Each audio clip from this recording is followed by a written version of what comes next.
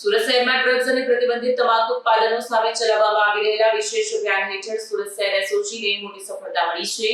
Police ટીમને patrolling દરમિયાન મળેલી બાતમીના આધારે સલાબતપુરા મોમનાવાડ ખાતે આવેલ તૈયાર પાનની દુકાનમાંથી ઈ-સિગારેટ જથ્થા સાથે એકની ધરપકડ કરી છે. પોલીસ કમિશનર નિર્દેશ બાદ એસઓજીની ટીમો શહેરના પાનના ગલ્લા અને તમાકુ ઉત્પાદનોના હોલસેલ વિક્રેતાઓ પર નિગરાની રાખી રહી છે. ખાસ કરીને હેલ્થ વોર્નિંગ વિનાની સિગારેટ, ઈ સિગારેટ અને ઈ હુક્કાના ગેરકાયદેસર વેચાણ પર રોક લગાવવામાં અભિયાન ચલાવવામાં આવી રહ્યું છે. ત્યારે એસઓજીના એએસઆઈ યુવરાજસિંહ સામસિયા અને હેડ કોન્સ્ટેબલ જીતેન્દ્રસિંહ રણજીતસિંહને મળેલી બાતમીના આધારે મોમનાવાડ સલાબતપુરા વિસ્તારમાં આવેલ તૈયાર પાન સેન્ટર નામની દુકાનમાં દરોડો પાડવામાં આવ્યો. આ દરમિયાન પોલીસે દુકાનના સંચાલક ગુલામ મોઇનુદ્દીન ગુલામ સાબિર રાજભરાને કાયદેસર પરવાનગી વિના ઈ સિગારેટનો સ્ટોક રાખી વેચાણ કરતા ઝડપી પાડ્યો.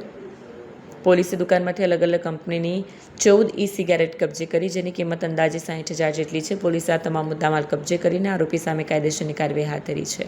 પોલીસે સ્પષ્ટ કર્યું છે કે શહેરમાં આવા ગેરકાયદેસર વેચાણ કરનારા સામે કડક કાર્યવાહી કરવામાં આવશે.